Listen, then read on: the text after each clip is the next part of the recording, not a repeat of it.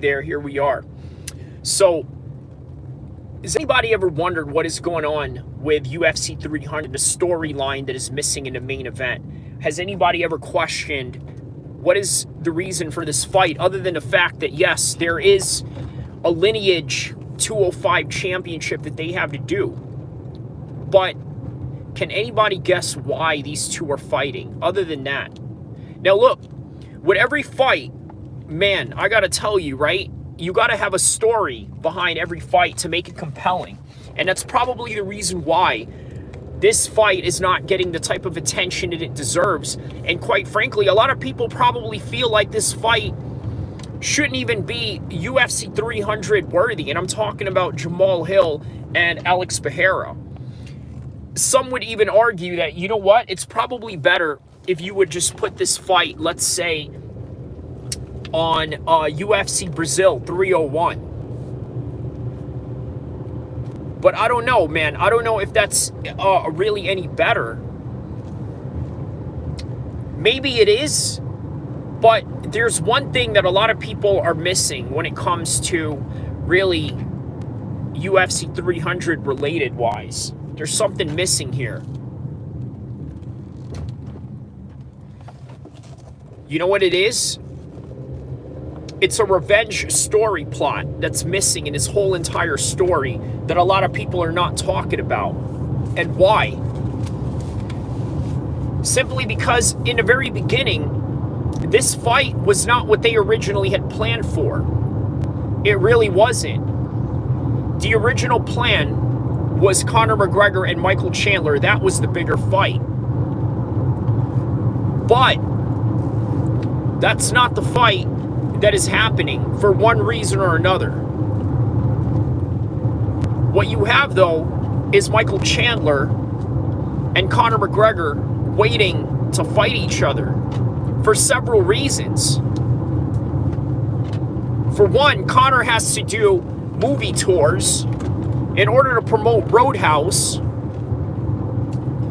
and Michael Chandler doesn't want to go and fight any random idiot out there just for the simple fact that he doesn't want to miss out on the payday. Now imagine he goes and takes a fight, gets slept. That's it, it's over. His whole entire bag, gone. Because then you got to think, is Conor even interested in fighting him? And some would argue probably yeah. Some would say, you know what, we'll still run this and get it on, because at this point of Conor McGregor's career, it ain't really about wins or losses for him or his opponent. For example, Nate Diaz, he's got a boxing match coming up with Jorge Masvidal. By the way, in the Inglewood Forum Center, right? Which, by the way, for those of you that don't know, the Inglewood Forum is a blood neighborhood. Which is ironic, because guess what? You want to know why that particular fight with Jorge Masvidal and Nate Diaz got stopped too early? Do you remember why? The reason why that fight got stopped early was because Nate Diaz was bleeding profusely. And for the safety of the commissions, they were like, we got to stop this fight. And you got to remember, this is New York.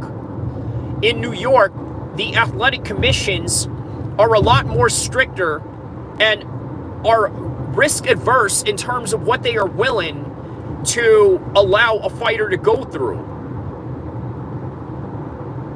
So as a result, they stopped the fight. Too much blood. And where is Jorge Masvidal and Nate Diaz going to fight at? They're going to fight in Inglewood. By the way, at the Forum, which is what? A blood territory in the ganglands of California. How ironic. But going back to Jamahal Hill and El-Kheer, I'm going to tell you right now that a few people are tapping in, don't forget to like and subscribe to this channel. And I'm going to give you the hottest content that MMA can offer, and what I can offer to MMA, rather. Sorry about the little mishaps there. So, okay, I'm going to tell you what this fight is missing. It's missing a revenge factor. Now that a few people are tapping in, I'm going to tell you what that revenge factor is. El-Kheer is fighting Jamal Hill, who did Jamal Hill beat for the title? The training partner and the head coach of El-Kheer, which is Glover Teixeira. And that right there is the revenge factor that this fight is missing, that a lot of people are not really talking about. So there it is. UFC 300, the story of revenge. The only thing, though, is there's really no beef in this whole particular story. There isn't. It's not like these guys are spatting off at each other at social media right now, although that would be fun and that would be great, that would be entertaining, because wherever there's more drama-filled situations leading up to a fight, it's just going to sell more pay-per-views. And you got to think, this is UFC 300. Why would you not want to do that? Why not? The thing is, it's not in their nature to do so, except for Jamal Hill, though. You got to understand, Jamal Hill is a little bit hood, and he will spout off at the mouth if he needs to in order to sort of get at you in a verbal warfare if need be. But not so much of El-Kheer. El-Kheer is just, I mean, look, Dana White argued with a reporter saying that, you know what, you say that he doesn't have charisma, but yet this guy's charisma is predicated on looking like a Terminator. That is the charisma. Some guys' charisma are a little bit different than others. But with this particular fight, ain't none of these guys really want to play the whole revenge factor. Especially not El-Kheer. He's not going to come in there and say, well, I'm going to avenge this loss in the name of Glover Teixeira. Unfortunately, what it is just nothing more than another fight to him.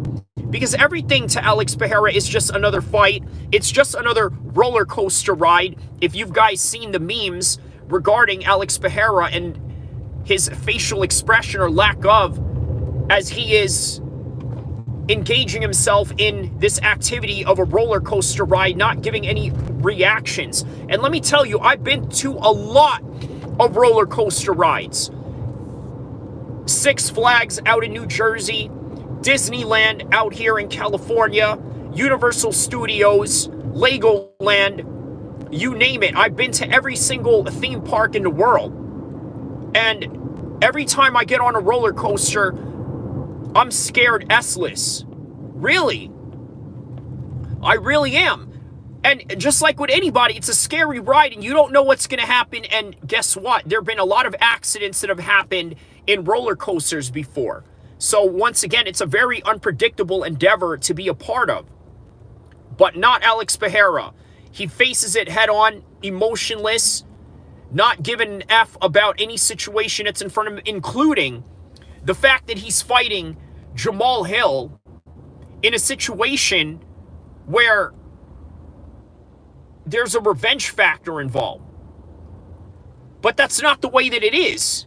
Because he's the champion, a defending champion, and it's just another fight. But to other people, they want to make it more than just another fight. By the way, you guys know Jesse on Fire, right? If you watch his shows, you've probably seen me comment on his live streams a few times. He's read a lot of my comments. Why would he not? I'm probably one of the smartest guys in his whole entire chat that contributes to the comment section. So of course he's going to read what I have to say. But what I'm really surprised by Jesse on Fire was the fact that he spent so much money. Hey, yo, my man.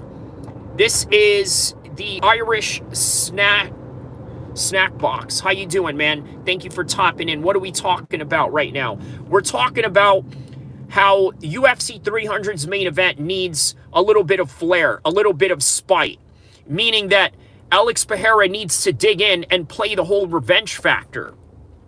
Because remember, who did Jamal Hill beat? He beat Glover Teixeira, the mentor of El-Kheer, the guy who brought him into his MMA career in terms of really sharpening his skills on the ground and also modifying his striking for MMA-based situations.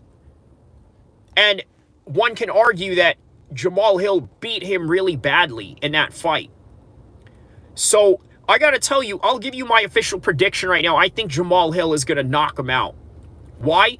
Because Jamal Hill is coming in here highly motivated. He is a dark horse, okay, in this particular division. I'm going to tell you why.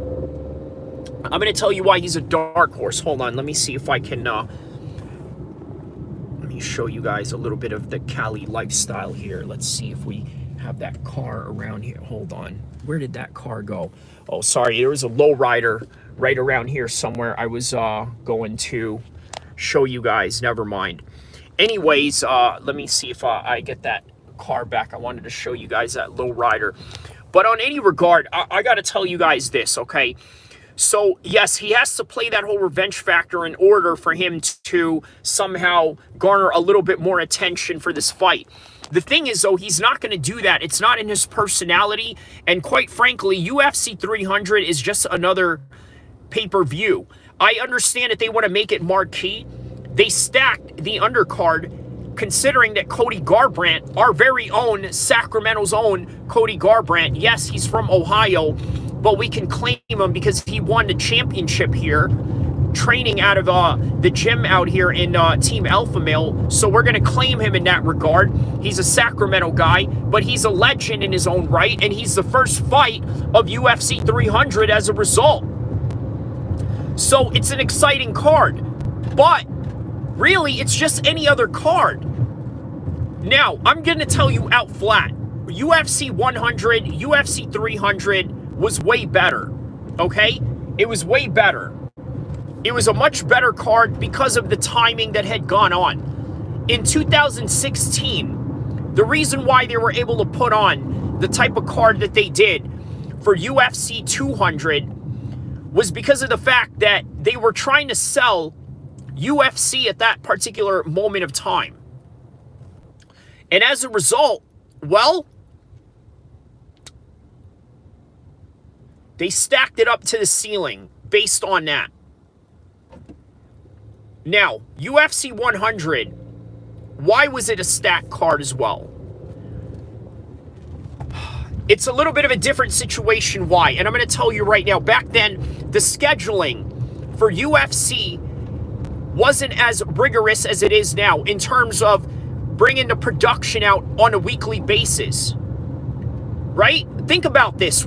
The road to UFC 300. Don't forget to check out my video that I made, Road to UFC 300. I did an entire breakdown and preview from the time of the Tai Tuivasa fight all the way to UFC 300. Those 5-6 weeks, I literally did a preview and a prediction in one video. And I did it within an hour. Now, those cards, you would have never been able to see that back in the UFC 100 days. So they were able to fill up a card, stack it up, based on the fact that that particular card was, how do I say this? A lot less rigorous in the fight nights that they had to do, so they were able to put on George St. Pierre.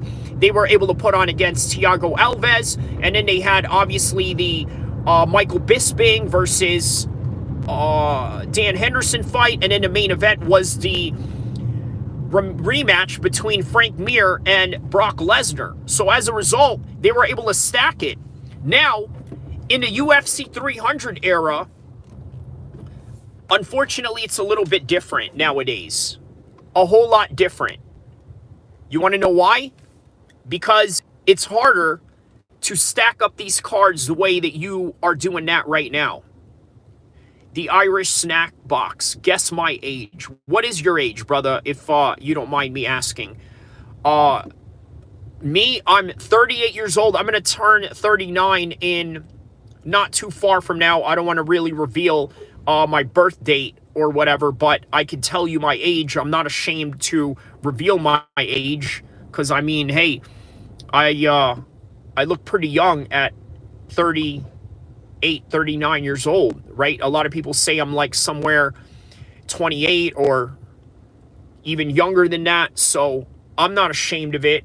But I would imagine a lot of people are ashamed of their age because, well, they either didn't accomplish a lot in life, they didn't do what they set out to do, and on top of that, maybe they're just showing their age. I don't know, but I'm not here to talk bad about anybody in that regard, right? We're going to keep it positive and keep it joyful in this sunny California day.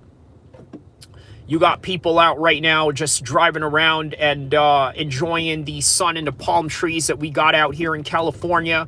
And here we are talking UFC 300 with myself and you guys from around the world. We got a dude tapped in Ireland. A couple of days ago, we had a dude tap in from Australia. We had a dude tap in from Ukraine, which is crazy, right? Because obviously, you know, they got situations going on. But again, it's one of those situations where you got to be thankful with what you have going on in your life, because you may think that you got it worse, but man, let me tell you, you may have it better than some people out there whenever you think you have it worse. So it's always great to have that perspective, which again, I could tie this into UFC 300. It could be a lot worse. You could have UFC 300 canceled altogether. And then what are you going to do on April 13th? Right? Probably absolutely nothing. Because that's the reality of the situation, is that it's great that we have these fight nights. And sure, it may not be this marquee matchup of epical proportions of Godzilla versus King Kong, which is what a lot of you expect out of UFC 300. But man, Jamal Hill and Alex Pereira is a good enough matchup. So, by the way, I was saying about Jesse on Fire, I'm surprised that he spent all this money to go and watch UFC 300, right? And I thought to myself, maybe the reason why he did that was because of the fact that he thought the card was going to be a lot bigger than what it is. And you got to remember, the UFC is a type of product that can sell with the most minuscule card. But obviously, they're going to sell more with big names like Conor McGregor, John Jones, Israel Adesanya. The list goes on of all the top names that you have known to love over the years. But the bottom line is that a UFC card is a UFC card, and people are going to buy it regardless. You want to know why? Because the UFC is a brand that is bigger than the fighters, and I think we all know that. We all know that, right? The UFC is a much bigger brand than the entire landscape of its roster, because they can replace you at any time. Think about this. You want proof that UFC is a bigger brand than anything else in the world. Okay, now obviously even Conor himself, who's bigger than all of them, proves that he can still never be bigger than the UFC, even as big as he is. And here's one proof of that. How many of you know who Eddie Alvarez is? Obviously, if you're a hardcore fan, you know Eddie Alvarez. And the fact that his name is the Underground King sort of lends itself to being a fan favorite among the hardcores, right? He's no longer in the UFC. And he headlined a card with Conor McGregor, which was one of the biggest fights in UFC's history in terms of pay-per-view numbers and gates. And yet he's no longer in the UFC. Sure, he's acquired in the services of ONE FC. He does a lot of great numbers at ONE FC. He gets paid for ONE FC for what it's worth, even if he does good numbers or not. But he's already forgotten. Just like that. You guys know Jimmy Manawa. He's a big underground phenomenon in the world of British MMA. Obviously, he's had a few mishaps in his UFC career. One of them was the Rakic fight, which didn't end too well for him. But guess what? His legend lives on but the UFC went on without him anyway. Mark Hunt, a big name in the Australian scene. And by the way that I'm telling you guys is I'm telling you in a way where, you know what? There is a regional market for certain guys and certain names that I'm mentioning here. But even with that type of notoriety that they have going on in their regions and even across the world, once they leave the UFC, they can easily replace you like that. Arman Tsarukyan, a big upcoming name in the UFC. Easily the guy that replaced Eddie Alvarez as soon as he got traded and left the UFC, right? And now look where he's at. Now facing Charles Oliveira. Charles Oliveira, a very big name in the UFC. But just like that, he can easily be replaced with someone like Arman Tsarukyan. That's the reality of this sport. But not the sport in and of itself, the UFC as a company. It doesn't need you. You as a fighter, you need the UFC.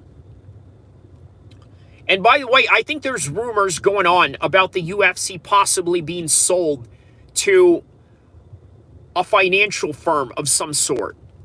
I may have to do a little bit more digging and research into that to see the legitimacy of that aspect, or if it was just another one of those April Fool's content that Jesse on Fire was making. But either way, nobody is bigger than the brand. Not even the owners themselves. Because all of you new MMA fans, but in particular UFC fans, how many of you know who the Fertitta brothers are? Do you guys know who they are? Probably not. But again, who really knows about the owners of any team or any organization in sports, right? Usually they hide behind closed doors. They don't really do a lot of talking. They don't do a lot of media or press or anything like that. So again, it's really insignificant who the owners are of any particular sporting team, or in this particular case, who the owners are of the UFC. Sometimes there are people out there that will make themselves sort of a figurehead. Like Dana White. He's sort of a part-time owner, or a partial owner rather, of the UFC. He is a big brand in and of himself. But what were to happen if this whole entire rumor of the UFC being sold is true?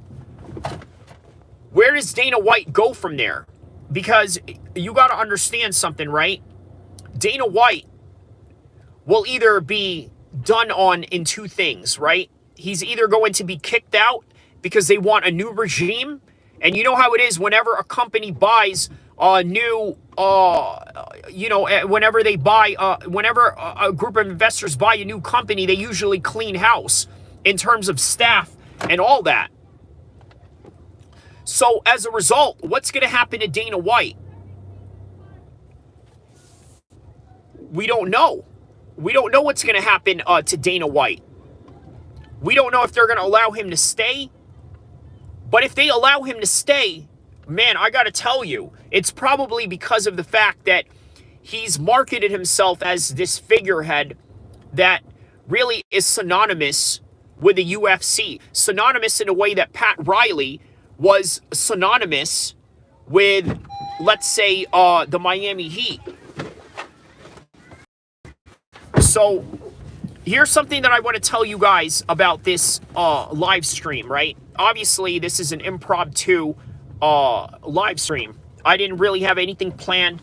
I didn't have a specific title other than just asking myself, you know what? People really had no idea that UFC 300 is a revenge grudge match. A revenge grudge match that people had no idea really existed. So, in this case, I'm going to have to make some impromptu adjustments in terms of really promoting this fight in that kind of way, because the UFC is not willing to promote the fight in that kind of way. But again, it's also Alex Pereira who's not willing to promote that fight in that kind of way. And I don't blame him, because it's not in his personality. But speaking of Dana White, it is in his personality to really put himself out there as the figurehead. And in turn, if this whole entire sale of the UFC goes through, man, I gotta tell you, I think he may still secure himself a job, even though he's already secured the bag. So that's something to think about. Well, guys, that's all that I really have for this impromptu live that I have going on. Don't forget to like and subscribe, and I will see you guys in the next content, inshallah.